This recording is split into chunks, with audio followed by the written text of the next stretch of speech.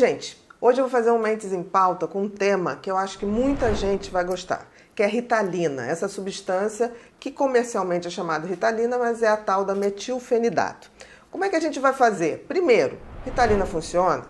É perigosa? O que você precisa saber sobre a Ritalina? Então vamos lá. Antes disso, eu quero pedir vocês para se inscrever no canal, dar o seu like, fazer o seu comentário, que isso faz com que a gente possa levar o conhecimento a muito mais pessoas e produzir cada vez mais vídeos, tá bom? Então vamos lá. A Ritalina, gente, todo mundo já deve ter ouvido falar, é uma substância que ela aumenta a produção, tá, da dopamina, diminui a recaptação, aumenta a liberação da dopamina e também a da noradrenalina. Qual a importância disso? Exatamente porque a noradrenalina e a dopamina, que atua na região frontal, pré-frontal do cérebro, que é a nossa testa, e faz com que aqueles sintomas muito típicos do TDAH, que é desatenção, dispersão, impulsividade e hiperatividade física, possam ter uma melhora muito significativa.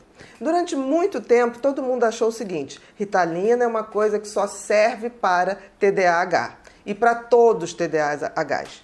Isso é uma mentira, gente. Por quê? Porque a Ritalina realmente é uma substância que, quando funciona para um diagnóstico muito bem feito de TDAH, e a gente tem ali a dispersão, a hiperatividade física e também a impulsividade, cai como uma luva, principalmente nas pessoas mais jovens. Mas, em compensação, isso não se torna uma verdade tão absoluta nas pessoas adultas, principalmente quando você tem uma extrema ansiedade, ou seja, um TDAH com comorbidade. Então, primeira coisa, como é que ela funciona? Ela mexe aumentando a dopamina e a noradrenalina.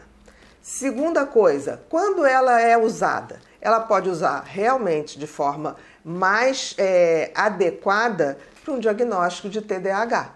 Mas ela também pode ser usada, por exemplo, para narcolepsia, aquelas pessoas que têm uma sonolência crônica e que durante o dia vão dando aqueles apagamentos.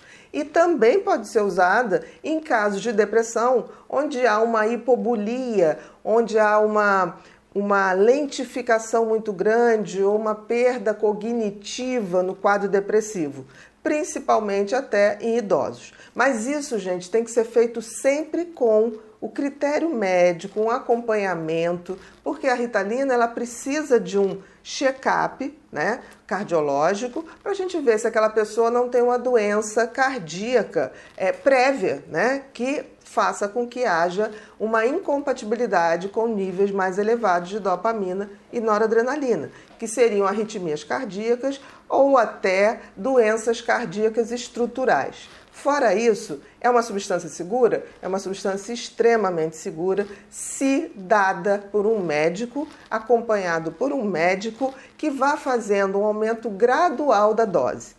A dose pode variar na bula, se você for ver, de 1 a 5 comprimidos da Ritalina de 10, que é a mais comum, tá? Que é usada inclusive em crianças. Mas eu nunca precisei chegar a 5. O máximo que eu cheguei foi 3 e mesmo assim com muita parcimônia. E a gente começa sempre em meio comprimidinho de manhã, meio comprimidinho à tarde. Depois a gente observa a reação, principalmente nas crianças. Aí a gente pode aumentar para 1 e 1. O bom da Ritalina é que tem algumas apresentações. Por exemplo, ela tem a apresentação comum, que é essa que eu falei, a Ritalina comum, que a gente chama de 10 miligramas, que você começa devagarzinho e ela tem uma duração aproximadamente de 3, 4 horas. Isso é muito bom, por quê? Porque você dá o remédio, teve algum efeito colateral, em pouquíssimo tempo, aumentando a ingesta de líquido, você elimina aquela substância e não tem esse efeito de acumular. Então é muito rápido, se der alguma coisa errada, essa substância sair do organismo. Agora, também não é bom. Por quê? Porque, por exemplo, uma criança que estude num colégio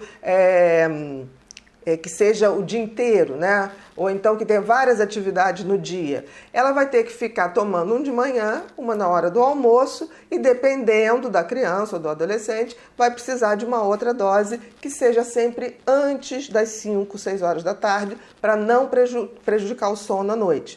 Então, você tem a forma de longa atuação, que a gente chama da Ritalina LA, ou também comercialmente você tem o Concerta, que também a gente vai começar com doses bem menores para observar. A resposta, quando ela existe, ela pode ser vista na primeira semana, você já tem algum efeito, principalmente em relação à atenção e concentração, em relação à hiperatividade física, mas a gente leva mais tempo até para ver como é que vai se comportar em relação à impulsividade. Isso dá mais ou menos, num total, para você avaliar, o ideal é 1 mês para a gente avaliar como isso está tendo. Agora, se a pessoa começou a ter efeitos colaterais, ligue diretamente para o seu médico e ele vai fazer esse ajuste. Muitas vezes ele vai voltar para uma forma mais manipulável, como a Ritalina comum, que você pode quebrar, ele é sulcado, e ir aumentando aos pouquinhos para não ter esse tipo de reação. Qual é a vantagem do metilfenidato ou Ritalina LA e Concerta em relação à Ritalina comum? Porque ele tem uma atuação longa, então ele tem a gente chama de LA, de longa atuação, porque ele vai sendo liberado aos poucos. Então a pessoa pode tomar de manhã e ele vai durar mais ou menos 8 horas e aí não vai precisar aquela coisa aí a atenção da pessoa flutua, então ele dá uma maior estabilidade. Isso é uma das grandes vantagens. Mas, ao mesmo tempo, a gente vê, infelizmente, pessoas que usam Ritalina de forma totalmente inadequada. Porque, como eu falei, a gente tem 3 usos oficiais, que é o TDAH, que é o primeiro, que é a narcolepsia, que se trabalha em doses mais altas, mas existem outros remédios para narcolepsia, tá? E para depressão, quando existe esse embotamento, essa lentificação cognitiva, pode ser útil em doses baixas.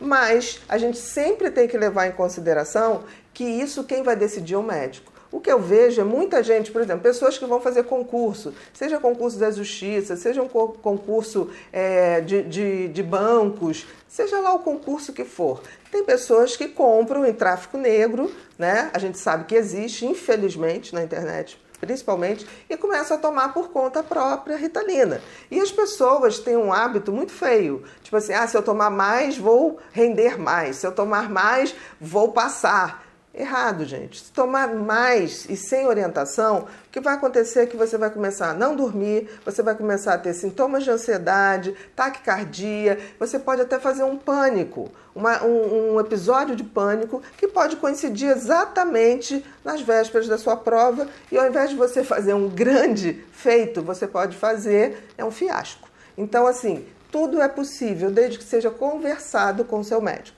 Agora, se a gente parar para pensar, deixa eu até colocar aqui,